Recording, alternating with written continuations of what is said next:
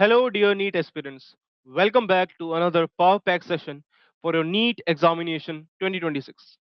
In today's student, in today's session, students, we are going to solve some of the important question that is from the chapter aldehyde, ketone, and carboxylic acid, as well as from the chapter that is amines. तो बच्चों आज इन दोनों chapter के बहुत ही ज्यादा important question लेके आया हूं जिसको हम सॉल्व करेंगे ना ही हम उनको एक करेक्ट आंसर निकालेंगे but we will learn how to eliminate the incorrect options right. चलिए शुरू करते हैं सेशन को आज के पहले क्वेश्चन के साथ। तो ध्यान से देखिएगा बच्चों, the first question in front of you is this. पहले क्वेश्चन को ध्यान से पढ़िएगा, उसके बाद बात करेंगे कि इसमें कॉन्सेप्ट कौन सा लग रहा है और उसको डील कैसे करना है। क्वेश्चन पढ़िए, benzoic acid does not undergo Friedel Crafts reaction, right. पहली स्टेटमेंट है। दूसरी स्टेटमेंट है साथ में, benzoic acid on reaction with bromine Br2 and FeBr3 gives para bromo benzoic acid as the major product. Select the correct option. आइए concept के बारे में बात करें। तो बच्चों जो कॉन्सेप्ट यहां पे लग रहा है, क्या हम साफ साफ देख सकते हैं कि वो कॉन्सेप्ट कहीं ना कहीं इलेक्ट्रोफिलिक रिएक्शन के बारे में बात कर रहा है। तो जो हमारा कॉन्सेप्ट लगा है that is electrophilic substitution reaction के लिए, राइट। अब ये जो इलेक्ट्रोफिलिक सब्स्टिट्यूशन रिएक्शन करानी है हमें, वो बेंजोइक एसिड में करानी है। थोड़ा सा देखते हैं बेंजोइक एसिड के बारे में ताकि और आसानी से समझ में आए कि जो रिएक्शन बोली गई है क्या वो हो सकती है या नहीं। हमने बेंजोइक एसिड बनाया। Now look this benzoic acid, what type of group is this COOHs? So basically you should know that carboxylic acid is a कैसा ग्रुप है? इलेक्ट्रॉन विड्रॉइंग ग्रुप है। देखिए इलेक्ट्रॉन विड्रॉइंग ग्रुप के दो तरीके हैं, या तो आप लिस्ट याद रख लीजिए या तो मैं एक ट्रिक देता हूं उससे आप याद करिए। कैसे? अगर जो भी ग्रुप लगा हुआ है बेंजीन के साथ, that group contain multiple bond, right. If that group contains multiple bond and directly attached to benzene, तो काफी ज्यादा चांसेस है उसके इलेक्ट्रॉन विड्रॉइंग होने के, जिसको आप रेजोनेंस के थ्रू भी शो कर सकते हैं, राइट। अगर कोई मुझसे बोले कि इसको प्रूव करो कि it is a electron withdrawing group, तो मैं क्या करूंगा, फटाफट इसके रेजोनेटिंग स्ट्रक्चर बना सकता हूं बच्चों, जो कि आप भी देख सकते हैं। तो पहला रेजोनेटिंग स्ट्रक्चर बनाऊंगा, कैसा बनेगा? जिसमें बेंजीन पार्टिसिपेट कर रहा होगा, डबल बॉन्ड यहां शिफ्ट हुआ, ये यहां शिफ्ट हुआ और पहला रेजोनेटिंग स्ट्रक्चर बन गया। अब आगे चलते हैं दूसरे पे, ध्यान से देखना दूसरा वाला कैसे बनेगा, फटाफट देखते हैं इसको। अब क्योंकि पॉजिटिव चार्ज यहां पे आ जाएगा क्योंकि डबल बॉन्ड टूटा है, अब इसी पॉजिटिव चार्ज को आपको रोटेट करना है, राइट। इस पॉजिटिव चार्ज को रोटेट करते रहिए। दिस इज योर सेकंड, हो गया थर्ड। थर्ड रेजोनेटिंग स्ट्रक्चर आया और इस थर्ड रेजोनेटिंग स्ट्रक्चर के साथ पॉजिटिव बच्चों अब यहां पे पहुंच चुका है। अब क्या होगा, ये यहां पे जाएगा और आपके पास एक फोर्थ रेजोनेटिंग स्ट्रक्चर बन के आएगा जो कि कुछ इस तरह से दिखेगा, right. It will look like this as you can see, and now the positive charge is on this ortho position, and finally what will happen, eventually the electron density from the oxygen will come down, ऊपर से नीचे आएगी और ये यहाँ पे shift हो जाएगा, right. so your final product will be, final resonating structure will be like this, ठीक है। बिल्कुल इस तरह से आपका बन के तैयार है आखिरी का। तो इन सभी रेजोनेटिंग स्ट्रक्चर, जिसको मैं नेम कर दूं 1 2 3 4 और 5, हमें एक चीज देखने को मिलती है, that is the positive charge is either on the ortho position or on the para position, वो ortho या para पे है, and these are the position which are electron deficient, right, for carboxylic acid. अब question को ध्यान से पढ़ना क्योंकि कहीं ना कहीं this will going to help us in understanding the question. Question कहता है benzoic acid does not undergo Friedel-Crafts reaction. देखिए बच्चों, फ्रिडल क्राफ्ट रिएक्शन अगर आप करवाओगे, या तो आप अल्काइलेशन कराओगे तो एसाइलेशन कराओगे, राइट। कुछ भी करा लीजिए, जैसे मैंने मान लीजिए अल्काइलेशन के लिए जा रहा हूं तो CH3Cl के साथ AlCl3 ले लिया, और नीचे अगर मैं करवाने जा रहा हूं तो CH3COCl के साथ मैंने AlCl3 ले लिया।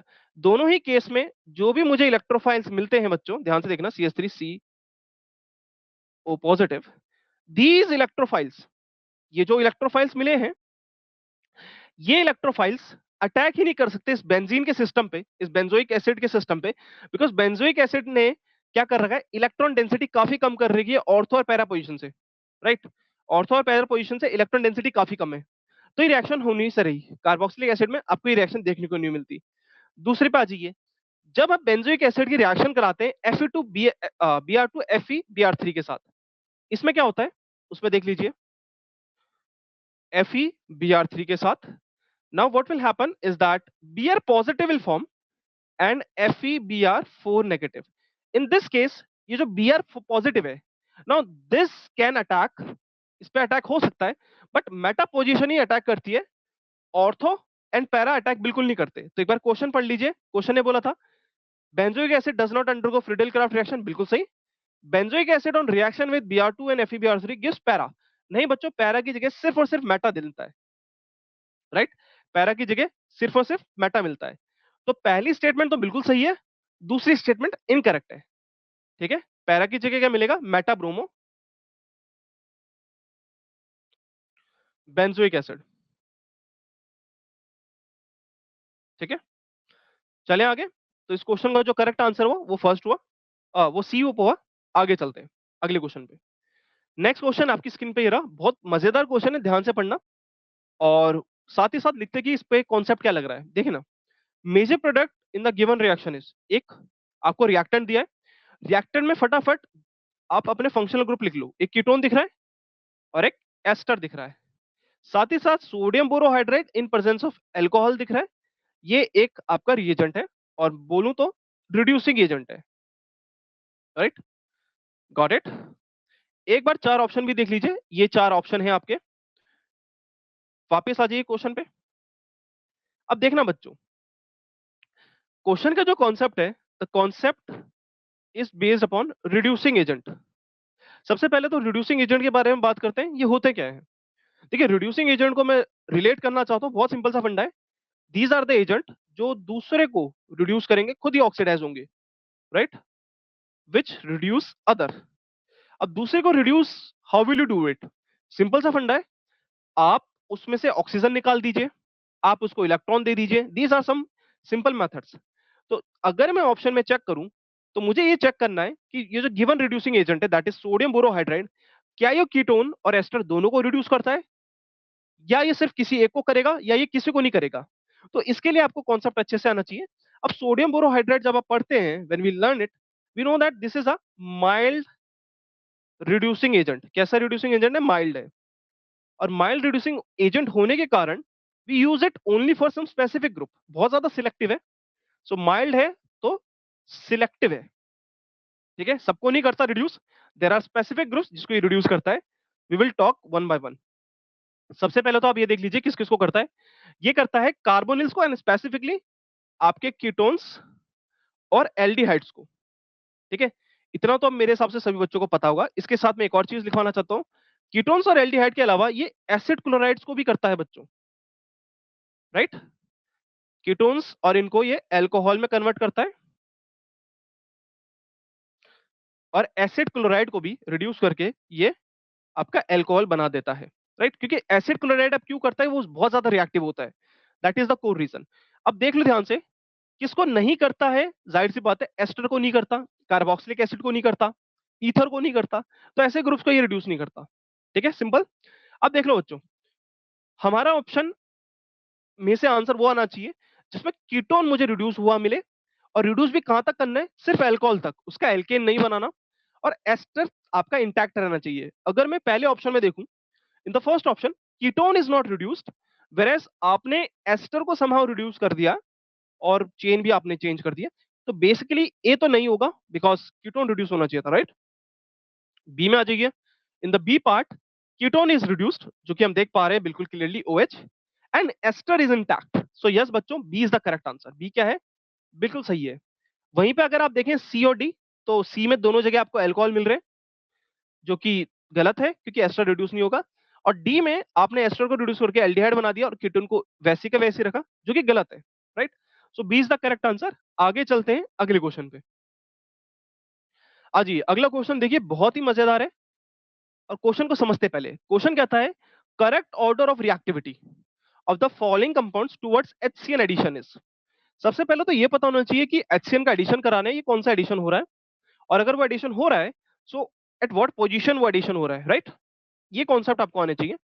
तो मैं यहाँ पे कॉन्सेप्ट लिख देता हूँ बच्चों। The concept is about nucleophilic addition on carbonyl. Carbonyl के ऊपर न्यूक्लियोफिलिक का एडिशन कराना है। तो बच्चों सिंपल सी बात होती है, मैं थोड़ा सा कॉन्टेक्स्ट दे दूं। कार्बोनिल जब भी मिले, पार्शियल पॉजिटिव पार्शियल नेगेटिव होता है, और आप न्यूक्लियोफाइल ला रहे हो, तो न्यूक्लियोफाइल एक इलेक्ट्रोफिलिक सेंटर पर अटैक करता है, बॉन्ड ओपन होता है, और कुछ इस तरह से आपको देखने को मिल जाएगा, राइट? ओके, तो यही कॉन्सेप्ट यहाँ पे लगाना है। मजेदार बात यह है कि हमें ग्रुप्स को पहचानना है। देखो सबसे पहले जो मुझे दे रखा है वो एक एल्डिहाइड दे रखा है, बट एक नॉर्मल नहीं है, एरोमेटिक, राइट? एल्डिहाइड है। दूसरा मेरे पास एक एलिफैटिक एल्डिहाइड है, और तीसरा मेरे पास कीटोन है। इससे पहले मैं शुरू करूं, मुझे पहले यह पता होना चाहिए कि whether aldehydes are more reacted towards nucleophilic addition या कीटोन्स आर मोर रिएक्टिव। आइए देखते हैं इसको। So reactivity towards nucleophilic addition, इसके बारे में बात कर लेते हैं फटाफट। देखो बच्चों, जब कभी आप एल्डिहाइड लाओगे, तो एल्डिहाइड में we know that carbon is the one which is partially positive and this is partially negative. एक ही ग्रुप है जो अपना इंडक्टिव इफेक्ट यहां पे शो कर सकता है in case of aldehyde. Whereas अगर मैं कीटोन बनाऊं यहां पे, तो बच्चों कीटोन में दूसरे को R डैश ले लेता हूं so that we can distinguish. यहां पे कहीं ना कहीं दो ग्रुप्स हैं, और अगर ये दोनों ग्रुप्स इलेक्ट्रॉन डेंसिटी डोनेट करेंगे, तो partial positive charge less generate होगा एल्डिहाइड के में, राइट? कीटोन में बेसिकली, ओके, कीटोन में पार्शियल पॉजिटिव चार्ज कम जनरेट होगा। अगर कम जनरेट होगा, तो जाहिर सी बात है कम न्यूक्लियोफाइल अटैक करेगा, उसकी अटैक करने की टेंडेंसी कम हो जाएगी। जबकि रिलेटिवली एल्डिहाइड में only because we have only one group, so positive charge partial ज्यादा रहेगा एंड न्यूक्लियोफाइल फटाफट अटैक करेगा। सो एक बात तो कंफर्म है कि हमारे आंसर में हमारा जो आंसर होगा, हाईएस्ट रेट जो देखने को मिलता है वो एल्डिहाइड का ही मिलेगा। कीटोन वाले को हम लास्ट में रखेंगे। तो ऐसा कोई ऑप्शन जिसमें कीटोन लास्ट में, वो हमारे सही ऑप्शन होंगे। तो हम ए को एलिमिनेट कर सकते हैं, हम बच्चों डी को भी एलिमिनेट कर सकते हैं, राइट? रिएक्टिविटी के रूप में थर्ड, और थर्ड सी और डी में दोनों में मिलता है। अब आ जाइए एल्डिहाइड के कंपैरिजन में। अब एल्डिहाइड के कंपैरिजन में आ जाइए। When we are trying to compare the aldehydes, तो बच्चों एक चीज का ध्यान रखना, एल्डिहाइड्स में भी aliphatic are more reactive than aromatic. अब ऐसा क्यों हुआ? उसका रीजन उनके स्ट्रक्चर में छुपा हुआ है। सिंपल सी बात है, अगर आप ध्यान से देखेंगे, एलिफैटिक में एक आर ग्रुप लगा हुआ है जो कि प्लस आई या प्लस एच ही शो करेगा, लेकिन एरोमेटिक में एक पूरी बेंजीन रिंग के साथ आप डायरेक्टली अटैच है। और अभी जैसे मैंने आपको रेजोनेटिंग स्ट्रक्चर बना के दिखाए थे कार्बोक्सिलिक के रूप में, in form of carboxylic acid, you can also do it over here. एक एक करके आप 5 रेजोनेटिंग स्ट्रक्चर बना सकते हो। तो इससे ये पता चलता है कि यहाँ पे जो पार्शियल पॉजिटिव चार्ज आएगा वो ज्यादा डिमिनिश हो जाएगा because of the involvement of the electron from the benzene ring, जबकि यहाँ पे उतना कंट्रीब्यूशन नहीं मिल रहा रिलेटिवली, राइट? तो सबसे ज्यादा रिएक्टिव क्या हुआ? सबसे ज्यादा रिएक्टिव सेकंड हुआ, देन फर्स्ट हुआ एंड थर्ड हुआ, और यही option we have to look in the ABCD. So in ABCD most reactive is 2, then 1, then 3. So the correct answer is D guys। जो करेक्ट आंसर निकल के आता है वो है डी। ठीक है, let's move to the next question. Great, now see this question. Some of you might have trouble that we are learning aldehyde and ketones and carboxylic acid, but why we are going to the reaction in which alcohols and all these things are there? It is simple, students. Whenever you are attempting such questions, it is never restricted to only one part of the question. There are reactions that will come in the paper that involve multiple parts from the different chapters। different chapters से multiple part हो सकते हैं। Same question है, तो पहला part की बात करें तो वो अल्कोहल की रिएक्शन है। अच्छा, कॉन्सेप्ट पे बात कर देते हैं। कॉन्सेप्ट में लास्ट में जाके कहीं ना कहीं कार्बोक्सिलिक एसिड बन रहा है और हेलोजन मिल रहा है। तो इसमें एक्चुअली कॉन्सेप्ट मल्टीपल लगे हुए हैं, मैं आपको दिखा देता हूँ। देखो इसमें कॉन्सेप्ट कहाँ कहाँ लग रहा है। केमिकल रिएक्शन अल्कोहल की लग रही है एक तो, फिर आपका ग्रिग्नार्ड रिएजेंट भी लग रहा है, फिर कहीं ना कहीं प्रिपरेशन कार्बोक्सिलिक एसिड की भी लग रही है, एक एक करके बात करेंगे।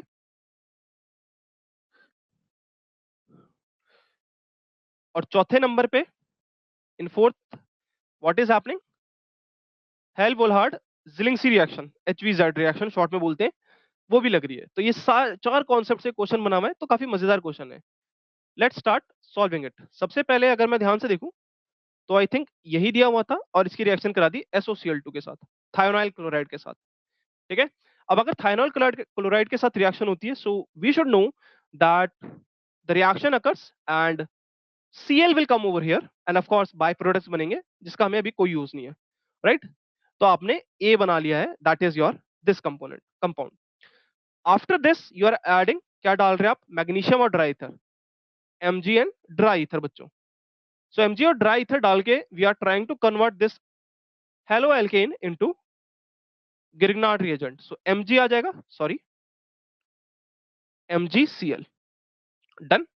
इन द नेक्स्ट स्टेप अब इस गिरग्नार्ड रिएजेंट की रिएक्शन करा दी आपने CO2 के साथ and in the next step I think hydrolysis कर दिया, एसिडिक H3O पॉजिटिव। हाँ, तो इस केस में MgCl कार्बन डाइऑक्साइड के साथ जब रिएक्शन करता है गाइस, वो बनाता है कार्बोक्सिलिक एसिड। फाइनली बन गया। अब कार्बोक्सिलिक एसिड की रिएक्शन करानी है आपको और रिएजेंट क्या क्या दे रखे हैं ध्यान से देखना।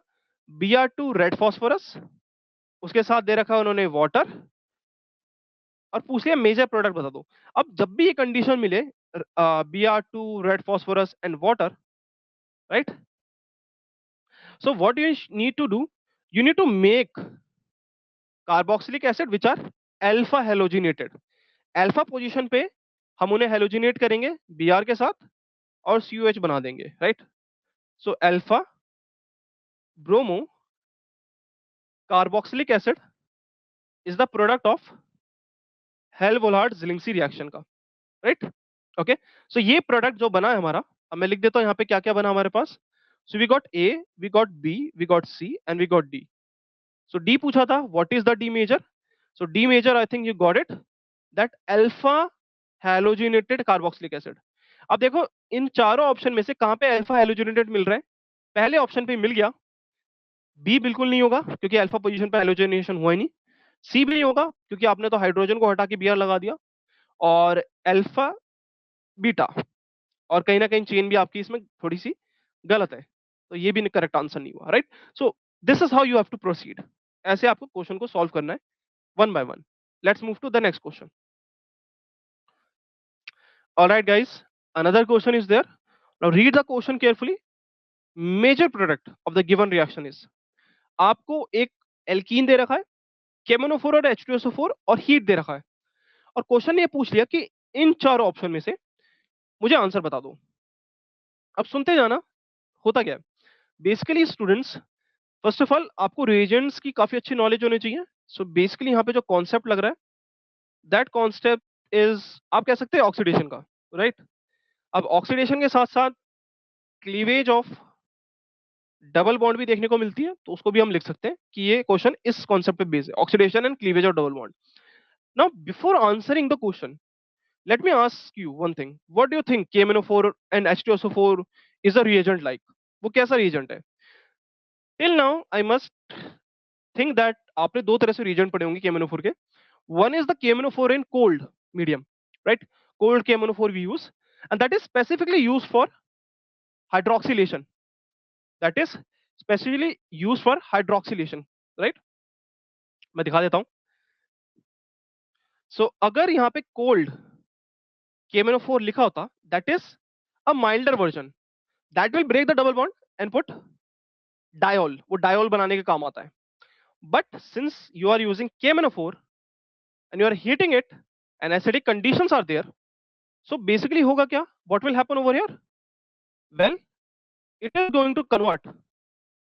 Not only it breaks the double bond, not only it breaks the double bond, वो क्या करेगा?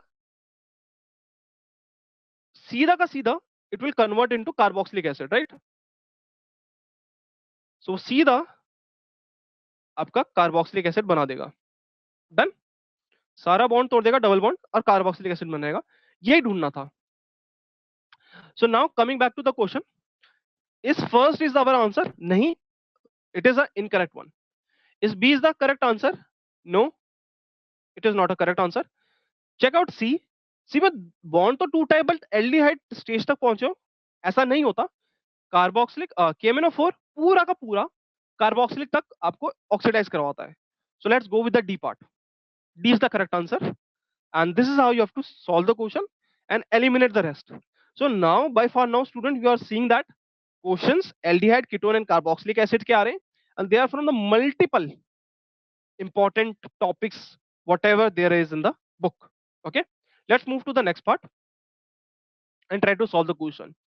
Now see here, question पढ़ना, major product obtained in the following given reaction is, एक reaction दे रखी है, reaction को ध्यान से देखिए, ऑब्जर्व कीजिए and see what are the conditions, what are the reagent given. So basic condition दे रखी है, OH नेगेटिव का मतलब basic medium दे रखा है, basic condition and थोड़ा सा heat भी कर रखा है, right? Heat भी कर रखा है. Now let's talk about it. What type of reaction is this? So अभी तक it should be in your mind that this is related to aldol reaction, right? This is indicating towards the aldol reaction. ये aldol reaction बता रहा है.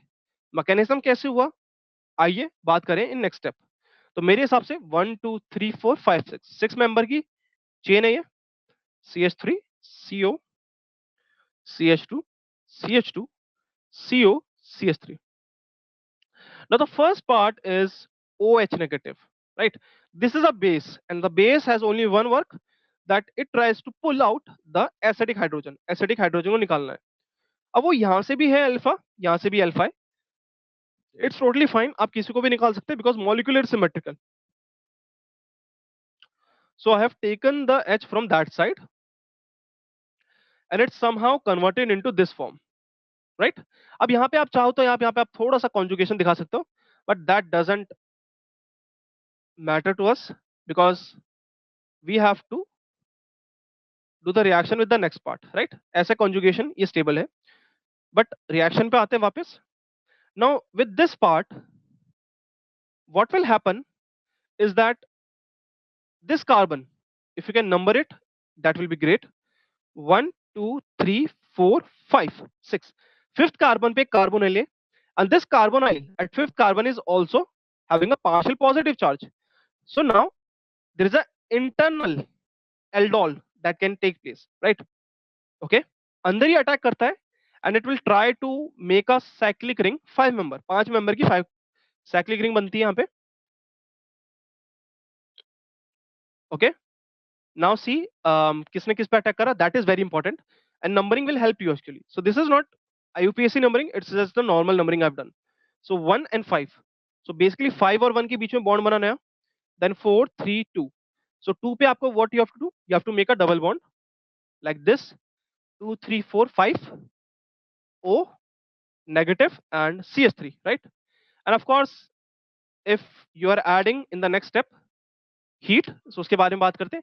अब यहाँ पे इसने अटैक करा, O नेगेटिव दिया. अब O नेगेटिव क्योंकि बिकॉज यू नो लाइक आपने कहीं ना कहीं वाटर को अपना H दिया था, वो वापस आके सॉल्वेंट में से ये बना देता है, right?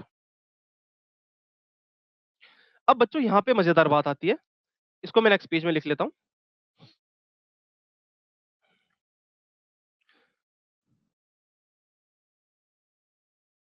This one and this one.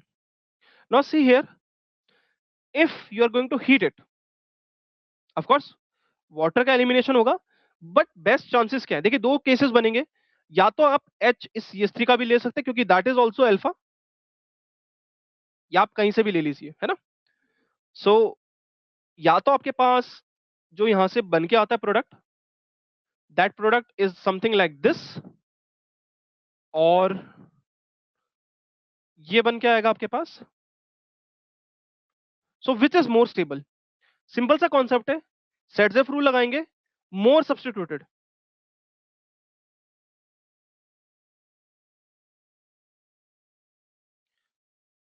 तो यही ज्यादा स्टेबल होगी and you can check because this alkene is surrounded by how many alpha hydrogens, 3 यहां से मिल गए और 2 आपको यहां से मिल जाएंगे, राइट?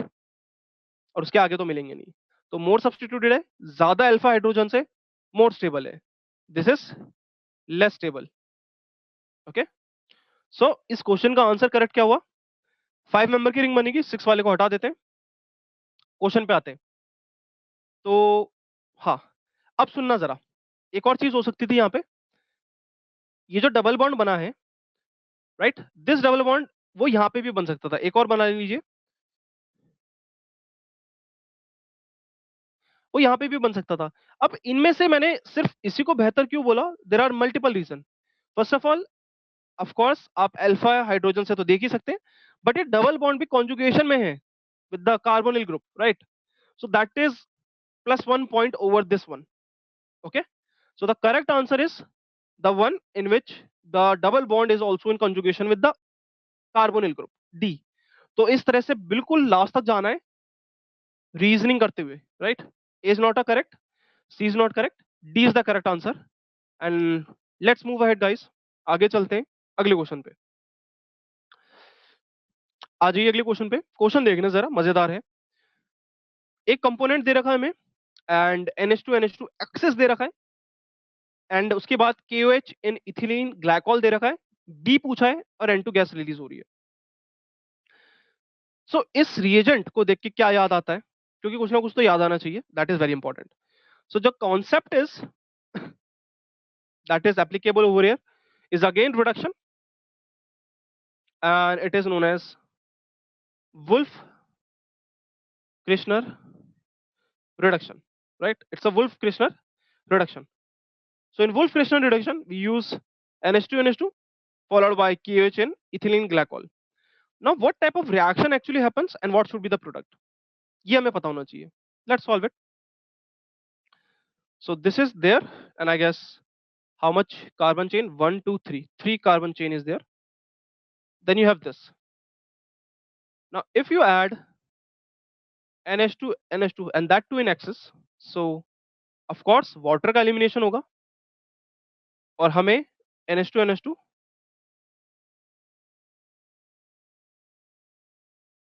एंड NH2 देखने को मिलता है, राइट? इसके बाद जब we use KOH and ethylene glycol,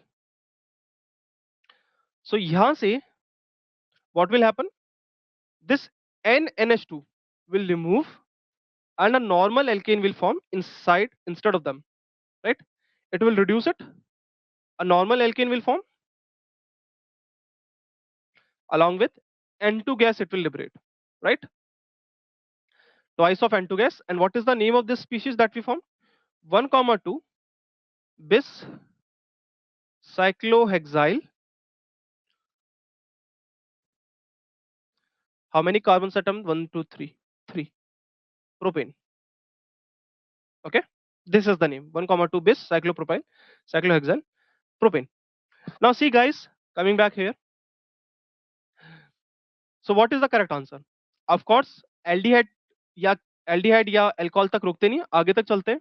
This is incorrect, this is also incorrect, there is no double bond formation. D is the correct answer. Okay, let's move to the next part. Very interesting question, बहुत interesting question है, देखना. Consider the reaction between these two products. एक आपको acetaldehyde दे रखा है and the other one is 1, 2, 3 propanaldehyde, right? Products पूछे और incorrect statement पूछिए कि क्या क्या होगा। कॉन्सेप्ट के बारे में बात कर देता हूं, मुझे दोनों के पास ही अल्फा हाइड्रोजन दिख रहे हैं, सो एल्डोल रिएक्शन तो है, राइट? और एल्डोल में भी क्रॉस एल्डोल होने के चांसेस हैं बिकॉज आप दोनों को यूज कर रहे हो, राइट? तो so how to do it? First of all let's write some products. First region, what we can write, it could happen that CH3CHO and CH3CHO undergone this reaction followed by the heating, and the product that they form is CH3CH double bond CH CHO. This is the first product. It could also happen that CH3CH2 CHO react with another one, that is CH3 CH2, CHO, the same reagent, CH3, CH2, C double bond H, C, CH3, CHO, right? Now let's try to make the, these are the self जब वो आपस में react करते हैं. Let's try to make the cross one and one by one we will take it. So first of all मैं पहले CH3 CHO यहाँ पे ले लेता हूँ और the alpha hydrogen that will be given by the propanol, right? Propanol के use करते हैं. So in that case it will be CH3, C double bond H, C, CH3, CHO, and for here CH3, CH2, CHO plus CH3, CHO gives you CH3, CH2, C, H double bond, C, CHO guys, right? H. Now the question says, come back to the question. So 4 different cross aldyl products are possible. बिल्कुल सही है. For cross aldyl product, CH3, CHO act as a preferably ionizable partner. ये बिल्कुल सही बात है क्योंकि size छोटा है, आसानी के साथ आप उससे बेस की मदद से नेगेटिव चार्ज रिलीज कर सकते हो और वो कहीं ना कहीं रिलेटिवली स्टेबल है, राइट? मैं एक बार बना के दिखा देता हूँ. This is more relatively stable then this one guys, because यहाँ पे क्या है, इस ग्रुप का प्लस आई इफेक्ट इसको डिस्टर्ब करेगा कहीं ना कहीं, राइट? ओके, सो चांसेस ज्यादा इसके इनोलाइजेबल होने के हैं. सी पे आते हैं, all products form can not show geometrical isomerism. ये बिल्कुल गलत है, थोड़ी देर में प्रूफ करता हूँ. Every product involves addition followed by elimination. ये बिल्कुल सही है. क्वेश्चन कहता है that C part it can not show geometrical isomerism. बात करते हैं, ठीक है. कंडीशन क्या थी, मैं थोड़ा सा इसको एक्सपेंडेड करके लिख लेता हूं ताकि आपको यहीं पे दिख जाए.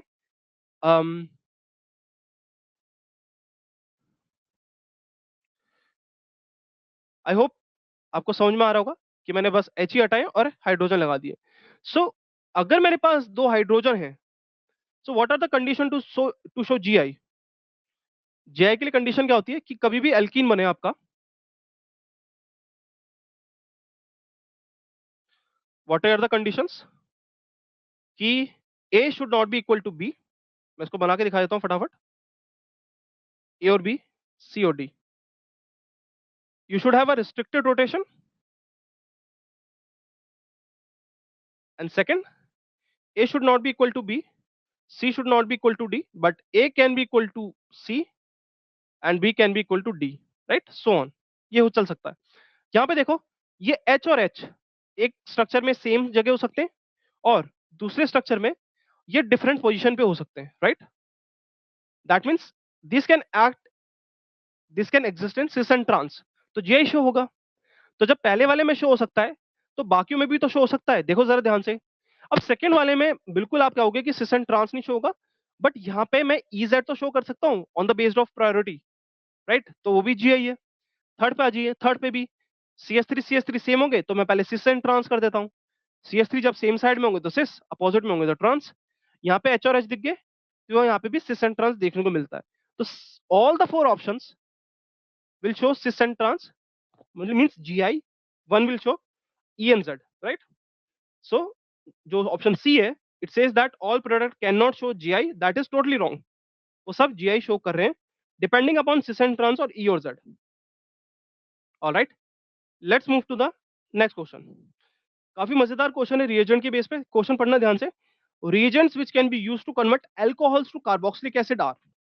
काफी ज्यादा रिएजेंट की लिस्ट दे रखी है उन्होंने और 5 है and we have to tell which can do, which cannot do, right? So concept is clear. It is based upon oxidizing agent. It is based upon oxidizing agent. Now see the first one. Chromic oxide and H2SO4. This is known as Jones reagent, guys. And this is a very strong oxidizing agent. It will convert your primary alcohol and it will take it away to the carboxylic acid. So first is the correct answer. It can do. Next one is the potassium dichromate in presence of H2SO4 is also one of the strong oxidizing agent, and we use it for the conversion of primary alcohol to finally to carboxylic acid, right? This is also there. KMNO4 and basic medium followed by acidic medium, right? So in here, you form a carboxylate salt, but eventually, when you put H positive, you will convert to carboxylic acid. So we can write, so you can convert your alcohol to carboxylic acid. So first three are the ones which can directly convert from primary alcohol finally to carboxylic acid. What about the D1? Now D1 is specially used for conversion of primary alcohol, and this is also given in NCERT at 573 Kelvin. It will convert only to aldehyde. वो aldehyde बनाता है depending upon, जैसे कि मैंने अगर CH3OH ले लिया, so वो मिथेनॉल बना देगा, right? And the last one is CrO3 with this acetic anhydride. So this is a mild.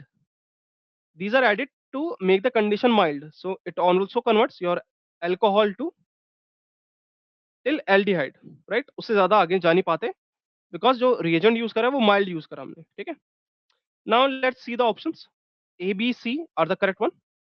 This is not correct. This is not correct. C is the correct one. And guys, D is not correct. D सही answer नहीं है. Okay. Let's move to the next question now. And let's talk about the next question.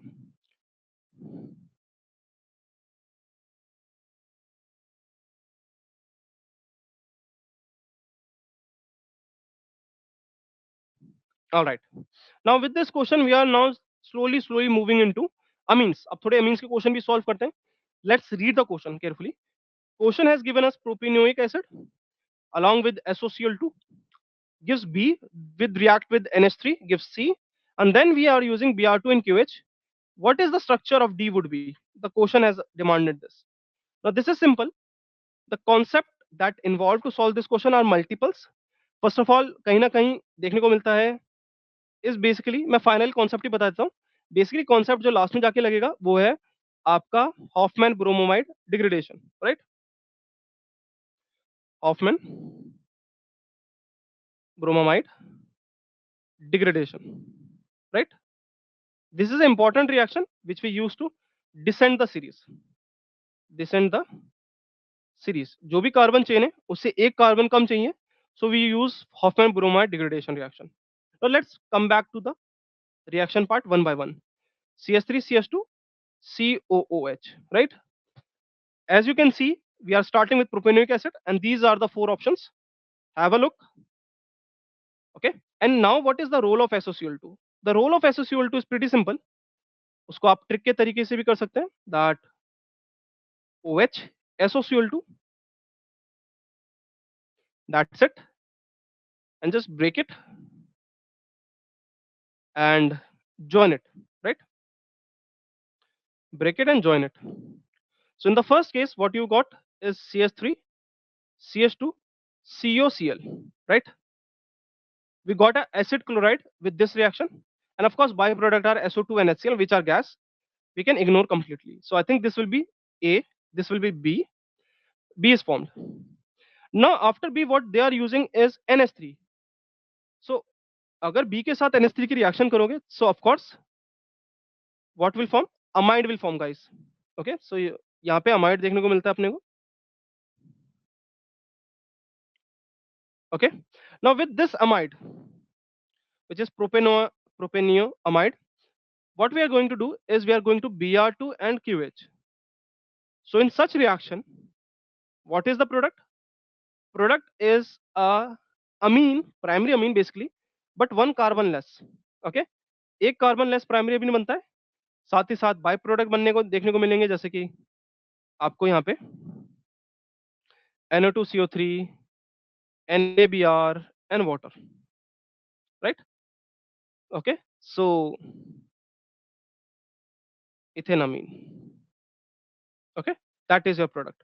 Now we have to check which is the correct answer for this. So A, yes, A is the correct answer because it is having one carbon less than the carbon which we initially started with. We started with 3 carbons, we should have 1. Same carbon रहेगा नहीं, amide तक रहेगा नहीं because आपने Br2 and KH का use करा है, आपने Hoffman bromide degradation reaction करी है. This is till C and we have to report the answer in D. Secondary amine बनने का कोई चांस नहीं है. So I think you got everything. मैं just एक बार लिख देता हूँ C and this is your D. So D को report करना था and that is ethanamine. Got it? Let's move to the next part. Okay.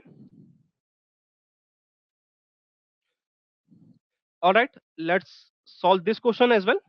Question says reduction of lithium aluminum hydride, very strong reducing agent of hydrolyzed product of an ester gives. Okay. Ester का नहीं करना, ester का जब hydrolysis कर लोगे, then after that you are going to reduce by LiAH4. So what will be the product? It is asking, right? Concept is reducing agent. And let's talk about what is this lithium aluminum hydride. It's a very strong reducing agent, guys. काफी ज्यादा strong reducing agent है. And उसके होने के साथ साथ it is less selective. बहुत ही कम selective है, मोर रिएक्टिव है. तो जो भी आप रिएक्शन करने के लिए दोगे, most of the functional group that we use in our organic chemistry ये इसके साथ रिएक्शन करता है, राइट? नाउ अगर मैं एस्टर की बात करूं, so let's see some example of ester. RCOOR dash, this is our ester.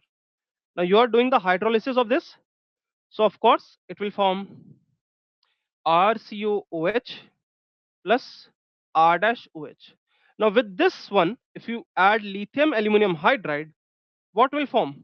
See, lithium aluminum hydride will reduce it, but will not take it carboxylic acid to the alkane. No, it will stop it till alcohol. वो alcohol तक ही reduce करेगा. So the answer will be CH2OH plus R dash OH. So in the product we got two alcohols. और question ने यही पूछा था that what it will form. So reduction of lithium aluminum hydride of hydrolyzed product of ester gives guys two alcohols बना के देता है. ठीक है, दो एल्डिहाइड नहीं बनेंगे, वन एसिड वन अल्कोहल बनेगा पहले, लेकिन आप एसिड का रिडक्शन करोगे सो वो अल्कोहल बन जाएगा, और टू एसिड तो बन ही नहीं सकते, right? Alright, this is how we have to solve this question and let's move to the next part. Now here is a statement based question and let's try to analyze it. What is the question is saying? Statement 1 says benzene diazonium salt is prepared by the reaction of aniline with nitrous acid. What is a nitrous acid? Let's write down over here. It is HNO2. And how will you form HNO2? Use NaNO2 plus HCl, guys. At 273 to 278 Kelvin, approximately 0 to 5 degrees Celsius, it decomposes easily in dry state. Statement 2 says insertion of iodine into benzene ring is difficult, and hence iodobenzene is prepared through the reaction of benzene diazonium salt with Ki. Now first try to analyze this question. कहना क्या चाहता है? वो कहता है कि benzene diazonium salt जो prepare करते हैं aniline by the reaction of aniline with nitrous acid, वो आसानी से डिकम्पोज हो जाता है in dry state at this temperature. See, what is the issue with this question and how will you solve it? So now if you make a benzene diazonium salt, first of all reaction हुई कैसे? You heat it, not heat it actually, you react with NaNO2 plus HCl. Okay, so it will form benzene diazonium salt. Now this benzene diazonium salt can take participate with the resonance. वो resonance के साथ participate कर सकता है आराम से, and that makes the ring stable. Ring is stable for more temperature. Okay, so you can write aromatic benzene diazonium salt are relative more stable as they undergo resonance with benzene, right? So I think I have made many structures. Now you can also prepare. So like this आप initiate कर सकते हैं, positive आ जाएगा ortho पे, और एक एक करके आप 5 बना सकते हैं. आई होप इतना आप कर सकते हैं क्योंकि मैंने आपको काफी बना के दिखा दिए हैं. अब इसकी रिएक्शन उसने बोली हम किसके साथ करते हैं? अच्छा, पहले तो उसने ये बोला है कि whether it is stable or not. So yes, it can be stable. काफी रिलेटिवली 30-40 डिग्री सेल्सियस तक ये रिलेटिवली स्टेबल रहता है, उसके बाद ये डिकम्पोज हो जाता है। Insertion of iodine into benzene ring is a difficult task. Yes, ये बिल्कुल सही बात है। It is indeed a difficult task, that insertion of iodine into the benzene ring, right? Hence, iodobenzene is prepared through the reaction of benzene diazonium salt with Ki। तो इस जो salt बना है इसमें अगर आप K ऐड कर देंगे तो बिल्कुल बच्चों there is a chance that you will get I। Okay, now question पे आ जाते हैं वापस। What does the question says? Statement 1 is correct but statement 2 is incorrect. नहीं, स्टेटमेंट 1 भी सही है, स्टेटमेंट 2 भी सही है। C is the correct answer and rest are incorrect. So okay, पहली स्टेटमेंट बिल्कुल सही है, इट डिकम्पोज, अच्छा, it decompose easily in the dry state. अच्छा, थोड़ा सा ध्यान देना यहाँ पे, पहली स्टेटमेंट बच्चों क्या है, गलत है। वो आसानी के साथ डिकम्पोज नहीं होता। I mean definitely you require 30 to 40 degree temperature, तब वो डिकम्पोज हो जाता है। तो इसको देख लीजिए, statement 1 is incorrect but statement 2 is correct, so that is the correct answer, right? Okay, statement 1 is incorrect, statement 2 is correct. Okay, for the decomposition of this group आप वाटर यूज कर सकते हैं या आप टेम्परेचर थोड़ा बढ़ा सकते हैं, तब जाके वो डिकम्पोज होता है। ठीक है, चलिए नेक्स्ट क्वेश्चन पे चलते हैं अब इसी के साथ।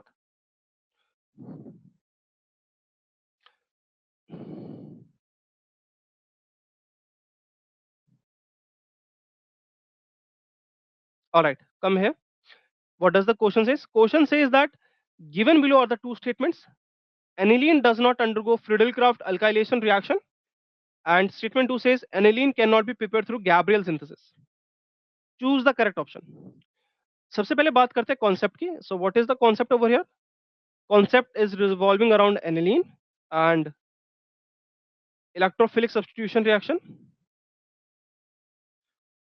reaction, and also synthesis of aniline, right? इन पे बेस्ड है। aniline does not undergo Friedel-Crafts alkylation reaction, ये बात बिल्कुल सही है। The problem is that in aniline that we are using, जो रिएजेंट हम यूज करते हैं वो होता है इलेक्ट्रोफिलिक नेचर का, right? Like AlCl3 and like मैंने कुछ भी यूज कर दिया CH3Cl, लेट्स से मैं फ्रीडिक्राफ्ट अल्काइलेशन करा रहा हूँ, राइट? अब AlCl3 को इलेक्ट्रॉन चाहिए बच्चों, इससे पहले Cl डोनेट करें वो पहले ही NH2 के साथ कंबाइन कर जाएगा, that is the problem. Okay, and once it attaches with NH2 it will form adduct like thing, and that will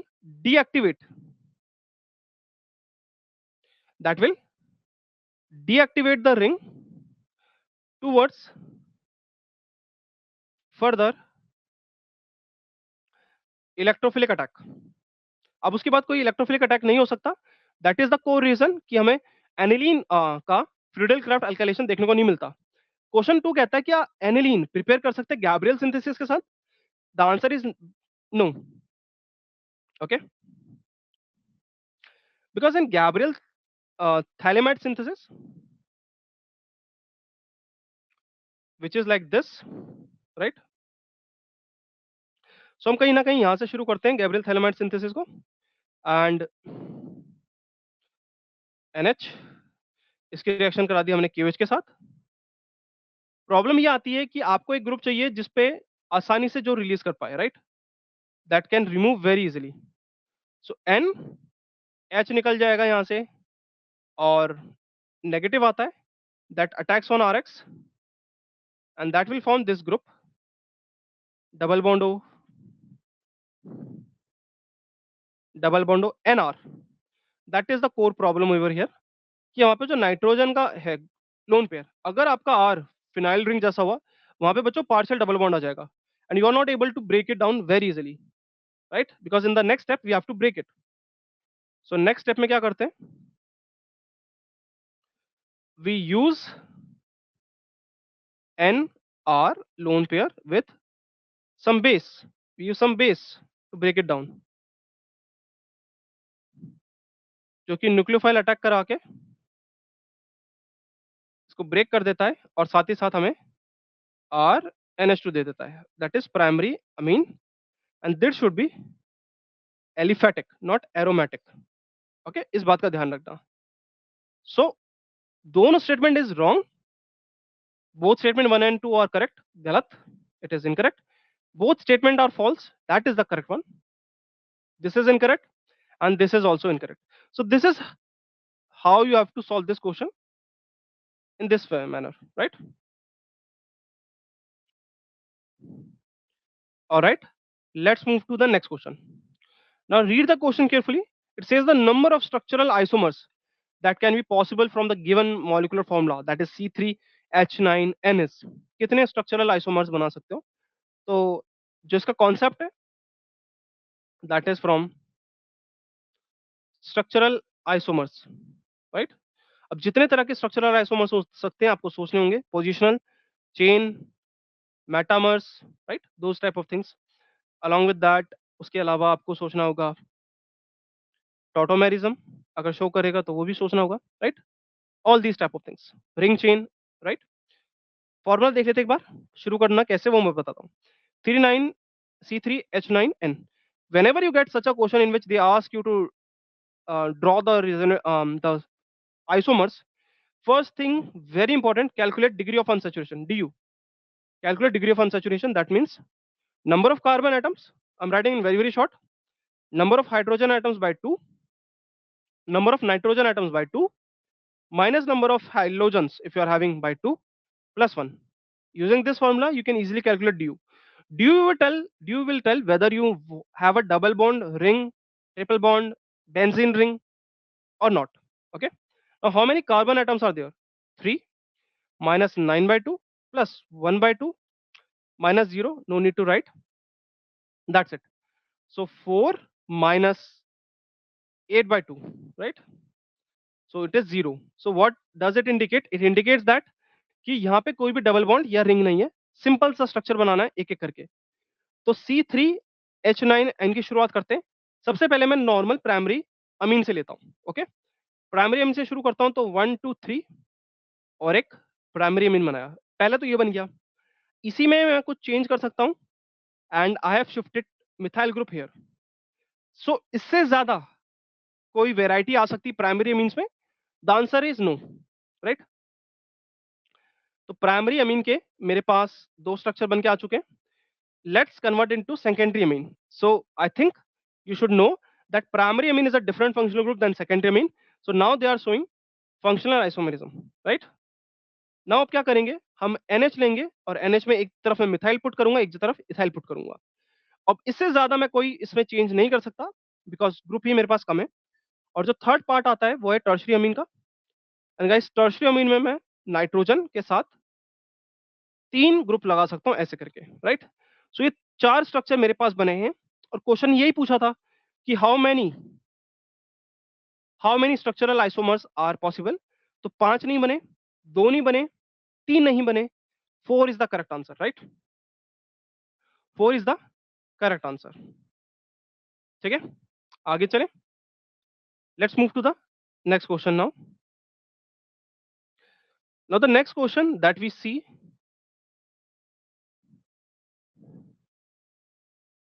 in front of our screen is